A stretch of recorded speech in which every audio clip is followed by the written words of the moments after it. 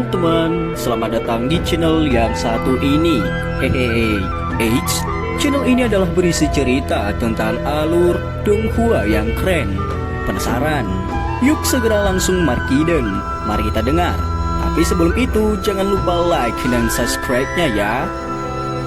Battle Through to Heaven.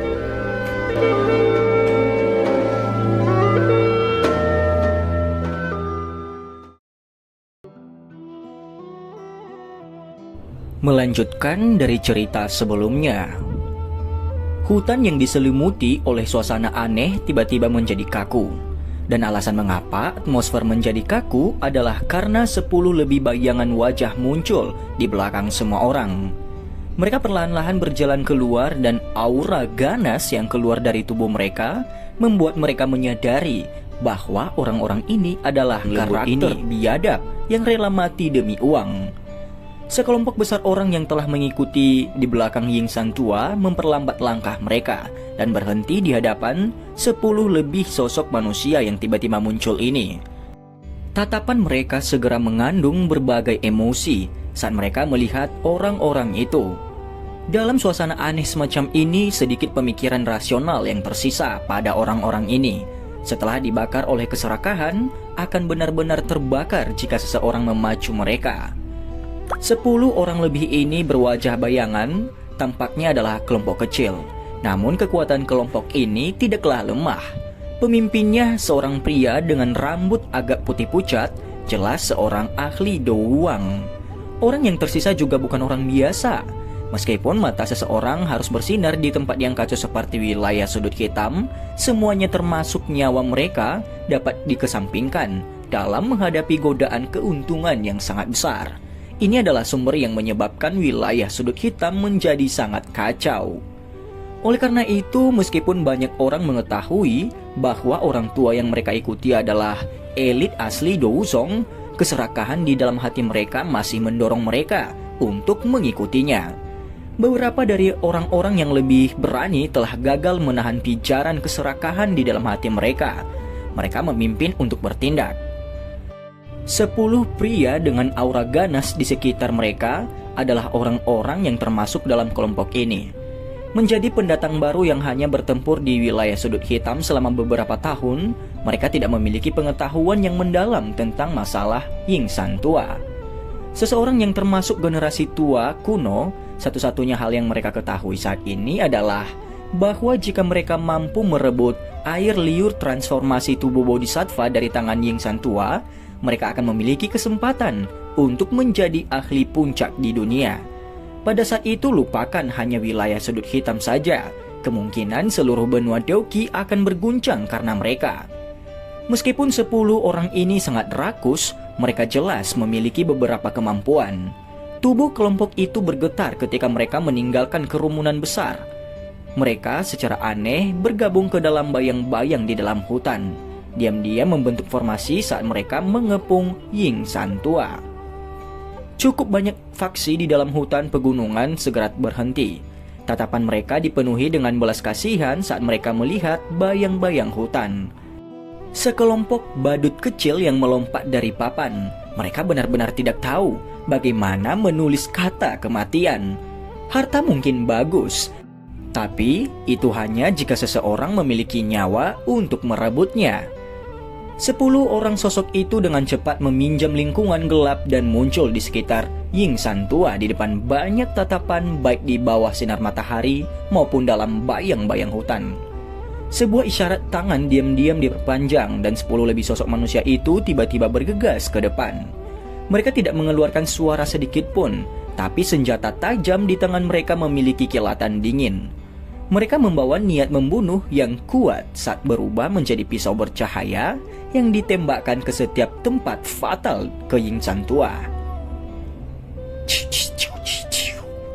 Cahaya pedang jatuh dari langit dan segera melewati tubuh Ying San tua dengan cara aneh dan ilusi.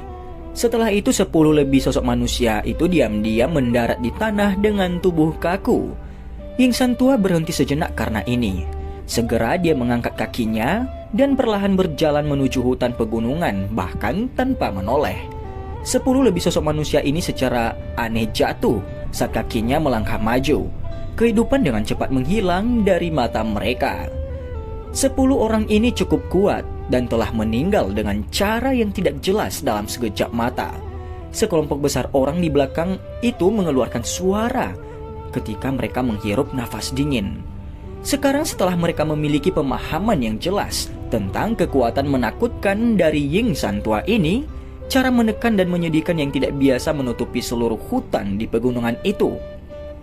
Suara retakan ranting tiba-tiba terdengar di dalam hutan dan memecah suasana kaku ini.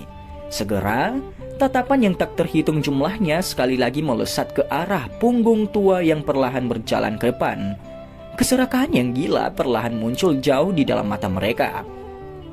Gelombang angin kencang yang tajam tiba-tiba meletus dari hutan pegunungan saat keserakahan melonjak. Orang bisa melihat tak terhitung banyaknya anak panah yang berisi kekuatan mengejutkan ditembakkan ke segala arah dari sudut bayangan. Anak panah yang lebat itu ditembakkan seperti tetesan hujan.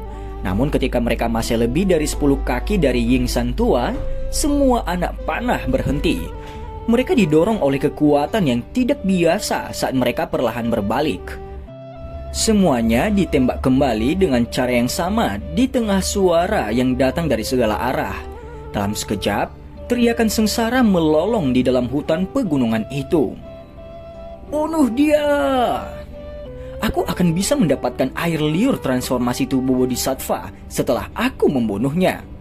Dengan air liur transformasi tubuh Bodhisattva, aku akan dapat menemukan hati Bodhisattva. Saat itu saya akan menjadi elit Douseng. Wilayah sudut hitam ini akan menjadi milikku. Raungan tajam yang menyedihkan tidak menyebabkan kerumunan manusia yang pemikiran rasionalnya telah dikalahkan oleh keserakahan mundur sedikit pun. Sebaliknya, darah merah cerah yang segar mengaduk keganasan di hati banyak orang. Banyak raungan amarah segera terdengar. Hutan pegunungan telah berubah menjadi kekacauan total. Sejumlah orang yang tak terhitung jumlahnya menggenggam senjata mereka saat mereka dengan liar menyerang ke arah Ying San tua. Mata merah cerah mereka seperti binatang buas yang kehilangan akal sehat mereka. Ying San tua tidak menunjukkan kepanikan sedikit pun dalam menghadapi serangan massa ini. Pilar Douki yang mengejutkan ditembakkan saat dia mengangkat tangannya. Siapapun yang terkena pilar Douki ini akan segera memuntahkan darah dan kehilangan nyawa mereka kecuali ada yang ahli di kelas Dou Huang. Seorang elit Douzong sebenarnya sekuat ini. Tatapan Xiaoyan acuh tak acuh saat dia melihat ke bawah pada situasi yang kacau yang telah meletus di hutan pegunungan di bawah dari atas bukit. Situasi seperti ini sama sekali tidak menarik karena ini adalah pembantaian sepihak. Beberapa golongan yang memiliki kekuatan tidak menyerang saat ini. Mereka yang bertindak sebagian besar adalah beberapa orang yang suka berkeliaran. Orang-orang seperti ini tidak berbeda dengan semut di tangan Ying San tua. Satu-satunya hal yang berbeda adalah apakah itu semut tunggal atau sekelompok semut. Tatapan Xiaoyan tidak bergeser karena darah yang meresap di udara. Dari awal sampai akhir, tatapannya tertuju pada tubuh Ying San tua. Meskipun dia tidak tahu alasannya, hatinya samar-samar merasa ada sesuatu yang tidak beres. Ying San tua ini benar-benar memiliki temperamen yang baik. Bukankah dia lelah karena pembunuhan ini? Xiaoli mempelajari hutan yang diwarnai merah oleh darah segar sebelum dia tanpa sadar mengerutkan kening dan bertanya. Ada yang tidak beres. Jika seseorang dengan hati-hati merasakan auranya, itu sepertinya tidak memiliki kemurnian seorang elit Douzong. Dokter peri kecil ragu-ragu sejenak sebelum dia menjawab. Xiaoyan awalnya kaget saat mendengar ini sebelum ekspresinya segera berubah. Kekuatan persepsi spiritual dalam tubuhnya menyebar seperti air banjir dari antara alisnya tanpa menahan diri. Dalam sekejap, itu benar-benar menyelimuti seluruh hutan pegunungan. Segala sesuatu di depan mata Xiaoyan telah berubah setelah dibungkus oleh persepsi spiritualnya. Penampilan semua orang telah transformasi besar, tidak lagi berbentuk tubuh manusia. Sebaliknya, setiap tubuh manusia dipenuhi dengan energi berwarna berbeda. Beberapa dari energi ini sepanas api atau sedingin es. Itu adalah metode di mana Doki di tubuh orang-orang ini menampilkan dirinya sendiri. Dengan bantuan pemindaian oleh persepsi spiritualnya, Xiaoyan juga menemukan beberapa jejak ahli yang tersembunyi di sekitarnya. Secara kebetulan, kelompok dari lembah api iblis juga telah ditemukan olehnya.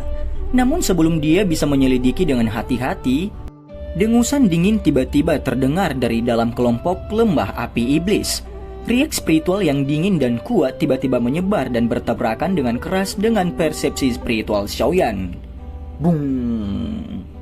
Riak spiritual tak terlihat menyebar dari tabrakan itu dan membawa gelombang angin tak terlihat saat melakukannya.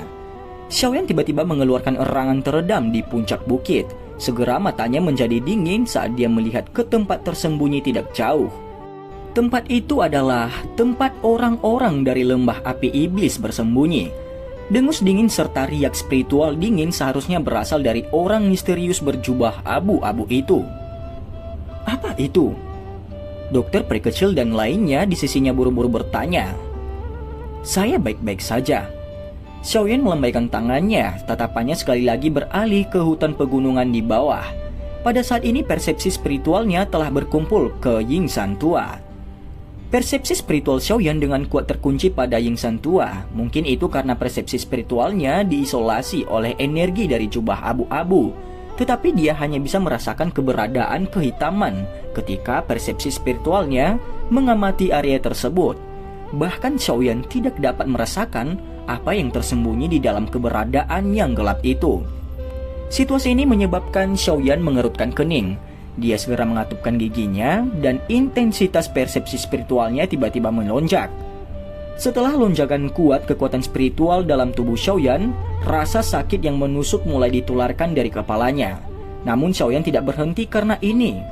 Persepsi spiritualnya seperti penusuk yang dibor dengan liar ke lapisan energi yang melilit tubuh Yingsan Tua. Tindakan ini berlangsung sekitar 2 menit. Tepat ketika Xiaoyan tidak mampu menahan rasa sakit yang menusuk di kepalanya dan hendak menyerah, dia mendengar sedikit suara. Kekuatan spiritual yang telah diblokir tiba-tiba masuk dan segera memecahkan lapisan energi tak terlihat yang melilit tubuh Yingsan Tua. Persepsi spiritual Xiaoyan dengan cepat menyapu Yingsan Tua setelah energi tak terlihat itu dipatahkan. Ekspresinya tiba-tiba menjadi suram. Orang tua ini memang licik. Di bawah penyelidikan persepsi spiritual Xiaoyan, dia bisa melihat bahwa di bawah jubah abu-abu tidak ada Doki yang mengamuk yang terbentuk seperti yang lain. Sebaliknya itu ditutupi oleh aura ilusi. Aura semacam ini tidak asing bagi Xiaoyan karena itu adalah kekuatan spiritual. Dengan kata lain, Yingsan Tua di hutan pegunungan di bawah bukanlah tubuh aslinya. Sebaliknya itu adalah avatar yang diaglomerasi dari jiwanya. Tidak heran orang tua ini akan meninggalkan kota dengan sikap yang begitu tenang. Itu sebenarnya adalah tubuh spiritual palsu. Sekarang, Yingsan Tua yang sebenarnya mungkin sudah lama mengambil air liur transformasi tubuh bodhisattva dan meninggalkan kota Kaisar Hitam. Pikiran ini mengalir di hati Xiaoyan dengan cara seperti kilat. Ekspresinya berangsur-angsur menjadi gelap dan serius. Semua orang di sini sepertinya dimainkan oleh orang tua ini. Meskipun Xiaoyan tidak tahu bagaimana Yingsan Tua benar-benar dapat menggunakan jiwanya untuk membentuk tubuh palsu yang begitu kuat, yang palsu pada akhirnya adalah palsu. Di bawah penyelidikan persepsi spiritualnya, yang terakhir sudah benar-benar terpapar oleh mata Xiaoyan. Namun, sekarang sudah agak terlambat. Dengan kecepatan orang tua itu, waktu singkat ini memberinya cukup waktu untuk melarikan diri ke hutan pegunungan terpencil di wilayah Sudut Hitam. Mengingat kekuatan Yingsan Tua, jika dia menyembunyikan auranya, kemungkinan besar bahkan seorang elit Douzun tidak akan dapat menemukannya di pegunungan yang luas itu. Apa itu? Apa yang telah kamu temukan?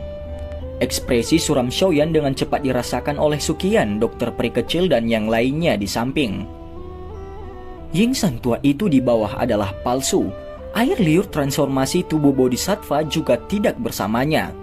Xiaoyan perlahan mengembuskan nafas dan menjelaskan dengan ekspresi suram. Kata-kata Xiaoyan ini tidak diragukan lagi seperti guntur yang mengguncang semua orang sampai mereka tercengang. Palsu? Mengapa auranya begitu mirip? Ini pasti sesuatu yang diciptakan oleh roh dari Ying San Tua. Kita telah meremehkan taktiknya. Avatar spiritual yang tidak biasa ini adalah sesuatu yang baru saya lihat untuk pertama kalinya. Selain guru saya khawatir dia adalah orang terbaik yang pernah saya temui yang dapat memanipulasi kekuatan spiritualnya sampai sejauh itu. Xiaoyan perlahan menjawab. Menggunakan roh seseorang untuk membuat avatar, metode unik untuk menggunakan kekuatan spiritual semacam ini adalah sesuatu yang belum pernah dilihat Xiaoyan. Dia juga belum pernah melihat Yao Lao menampilkan ini. Meskipun demikian, dia secara alami sadar bahwa Yao Lao jelas jauh melampaui Ying San Tua dalam hal penggunaan kekuatan spiritual. Bagaimanapun nama terkenal Yao Zunze sudah terkenal di mana-mana. Douzun itu adalah level yang lebih jauh dan level yang menakutkan daripada Douzong. Pada level seperti itu, seseorang sudah menjadi orang teratas di benua. Metode mereka jauh dari apa yang bisa dibandingkan dengan elit Douzong. Avatar spiritual. Sukian dan dokter peri kecil tercengang saat mendengar kata-kata Xiaoyan. Meskipun mereka juga seorang elit Douzong, keduanya mengakui bahwa mereka tidak dapat menggabungkan roh mereka menjadi avatar dan membiarkannya memiliki kekuatan asli yang cukup besar. Tidak disangka bahwa Ying San Tua ini benar-benar mampu mencapai level seperti itu. Apa yang harus kita lakukan sekarang? Karena ini palsu, sepertinya Ying San Tua yang asli sudah lama pergi. Xiao Li mengerutkan alisnya dan dengan lembut mengutuk. Orang tua ini benar-benar licik. Dia benar-benar memiliki taktik seperti itu, ucap Xiao Li.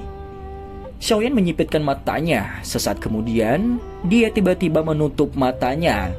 Persepsi spiritualnya sekali lagi melonjak, namun kali ini dia tidak terburu-buru menuju ke Ying San Tua.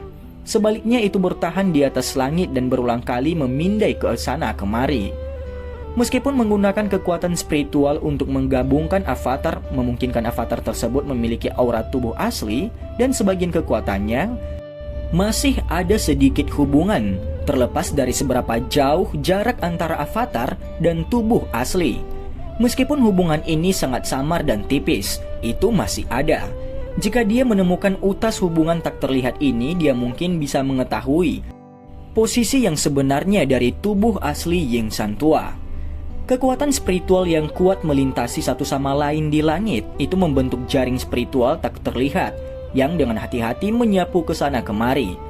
Biasanya para ahli yang berspesialisasi dalam pelatihan Doki tidak terlalu mementingkan kekuatan spiritual.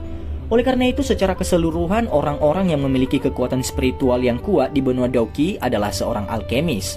Ini karena persepsi spiritualnya adalah sesuatu yang diperlukan untuk menyusun kembali sebuah pil. Ketajaman persepsi spiritual seseorang ditentukan oleh kekuatan spiritual seseorang. Menjadi orang yang luar biasa di antara orang-orang ini, kekuatan spiritual Xiaoyan adalah sesuatu yang bahkan Yao Lao tidak bisa berhenti memuji. Oleh karena itu bukan tidak mungkin untuk mengandalkan kekuatan spiritualnya untuk mencari koneksi spiritual Ying San Tua. Sukian dan yang lainnya menghentikan percakapan mereka saat melihat Xiaoyan menutup matanya. Mereka samar-samar bisa merasakan kekuatan tak terlihat dipancarkan dari tubuh Xiaoyan. Itu secara diam-diam menyebar ke seluruh langit seperti gelombang air. Kekacauan berdarah di hutan pegunungan terus berlanjut. Mungkin itu karena teriakan kematian yang bergema di tempat itu.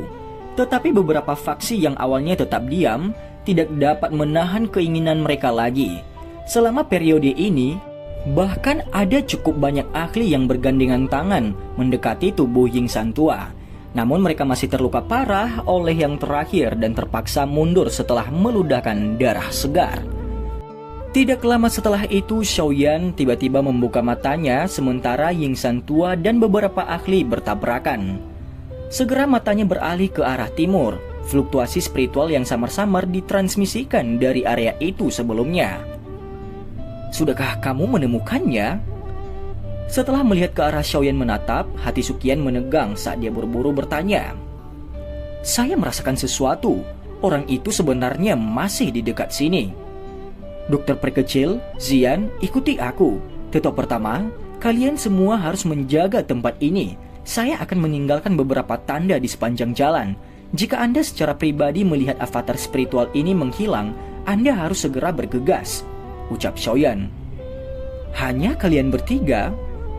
Suqian mengerutkan kening dan bertanya setelah mendengar perintah Xiaoyan. Saat ini, tidak ada yang tahu hubungan seperti apa yang dimiliki avatar spiritual ini dan Yingsan tua satu sama lain. Oleh karena itu sebaiknya kita sedikit lebih berhati-hati. Seharusnya cukup hanya dengan dokter perkecil dan aku di sisi itu. Xiaoyan tersenyum. Dia memanggil dokter perkecil dan Xian. Setelah itu mereka diam-diam bergegas. Kelompok Suqian menghela nafas lega saat tatapan mereka melihat ke belakang kelompok Xiaoyan. Dari cara Xiaoyan, tampaknya dia telah menemukan beberapa petunjuk. Selama Yingsan tua belum melarikan diri, masih ada peluang yang cukup besar untuk mendapatkan air liur transformasi tubuh bodhisattva. Sekarang, kita akan melihat taktik apa yang dimainkan oleh orang tua ini. Suqian sedikit tersenyum. Pandangannya perlahan beralih ke tubuh spiritual Yingsan tua yang dikelilingi oleh orang-orang. Sementara tempat di mana kelompok Suqian berada telah meletus menjadi pertempuran besar yang berdarah, sebuah pasukan terisolasi yang terletak di sisi timur kota Kaisar Hitam dipenuhi dengan keheningan. Seorang pria tua berambut abu-abu duduk dengan kaki bersilang di dalam col. Matanya tertutup rapat saat kekuatan spiritual yang kuat melilit tubuhnya. Jari-jarinya yang keriput seperti pohon berkedip seperti bunga di depannya. Mengikuti setiap perubahan dari 10 jarinya, kekuatan spiritual yang kuat yang menyebar ke seluruh tubuhnya akan memancarkan gelombang fluktuasi. Perubahan berlanjut selama sekitar 10 menit sebelum lelaki tua berambut abu-abu itu perlahan membuka matanya. Senyum dingin terungkap di wajahnya. Namun ekspresinya tiba-tiba berubah ketika dia baru saja akan bangun. Tatapan mengarah ke tempat di luar col dengan cara seperti kilat saat dia dengan dingin berteriak. Siapa itu? Hahaha. Yingsan tua benar-benar sesuai dengan reputasinya. Anda sebenarnya bisa membuat avatar spiritual. Ini benar-benar mengejutkan diriku yang dulu. Ketika suara lelaki tua berambut abu-abu itu terdengar, seseorang bisa melihat lebih dari 10 sosok perlahan-lahan muncul di luar col. Salah satu dari mereka secara mengejutkan adalah pemimpin Sekte Kaisar Hitam, Mu Tianxing. Qisan dan Moya juga mengikuti di belakangnya. Mu Tianxing? Mata Yingsan tua segera menyusut ketika saat dia melihat sosok manusia yang muncul. Suaranya gelap dan dingin saat dia bertanya. Apa yang kalian lakukan pemimpin sektemu? Jangan bilang kalau kamu ingin menghancurkan reputasi Sekte Kaisar Hitammu. Hahaha, iblis tua Ying, kamu bisa melupakan tentang menakutiku. Apa yang dapat dilakukan reputasi seseorang di wilayah sudut hitam? Orang-orang dari wilayah sudut hitam tidak membeli ini. Mu Tianxing tersenyum dan tertawa. Bagaimana Anda menemukan saya? Ekspresi Yingsan tua sedikit tenggelam. Dia tiba-tiba sepertinya telah memikirkan sesuatu dan matanya menjadi sangat dingin. Anda telah menaruh sesuatu pada air liur transformasi tubuh bodhisattva? Ucap Yingsan tua. Itu hanyalah jejak doki kecil. Yingsan tua, jangan tunda lagi. Setelah menggunakan avatar spiritual Anda, kekuatan Anda yang sebenarnya akan berkurang. Dengan kondisi Anda saat ini, Anda bukanlah tandingan saya. Oleh karena itu serahkan air liur transformasi tubuh bodhisattva kepada saya, ucap Mu Tianxing. Kamu akan membiarkanku yang dulu pergi jika aku menyerahkannya padamu? Yingsan tua menjawab dengan senyum dingin. Mu Tianxing tersenyum dan menggelengkan kepalanya. Dia berkata, tidak mungkin, namun saya dapat mengundang Anda untuk menjadi tamu jangka panjang di Sekte Kaisar Hitam saya. Sudut mulut Yingsan tua sedikit bergerak saat dia mendengar ini. Sebuah kebiadaban segera muncul di matanya saat dia dengan ganas tertawa. Mu Tianxing, bahkan kondisi saya yang dulu ini belum mencapai puncaknya. Kamu benar-benar berpikir hanya jika Anda ingin merebut air liur transformasi tubuh bodhisattva dari tangan saya. Aura agung tiba-tiba melonjak keluar dari tubuh Yingsan tua setelah kata-katanya terdengar. Di bawah tekanan aura agung ini, Anggota sekte Kaisar Hitam yang hadir kecuali Mo Tianxing mundur beberapa langkah tergesa-gesa. Baru setelah itu mereka menstabilkan tubuh mereka. Kalau begitu, saya akan mencobanya. Rasa dingin yang pekat juga muncul di sudut mulut Mo Tianxing. Dia melambaikan lengan bajunya dan aura megah yang tidak kalah dari Yingsan tua melonjak seperti air banjir. Dua aura mengerikan menyebar dan bertabrakan di dalam kol kecil itu. Riak spasial yang mereka ciptakan mengguncang tempat itu hingga mulai bergetar. Banyak garis retakan setebal lengan seseorang yang perlahan naik ke puncak gunung. Pada saat pertempuran yang menggetarkan jiwa akan meletus, tawa yang jelas tiba-tiba bergema di langit. Hahaha, sungguh tak terduga. Pertunjukan aslinya sebenarnya ada di sini. Saya hampir melewatkannya. Dan cerita pun bersambung. Terima kasih telah mendengarkan Mimin sampai akhir ya. Dan jangan lupa nantikan cerita selanjutnya.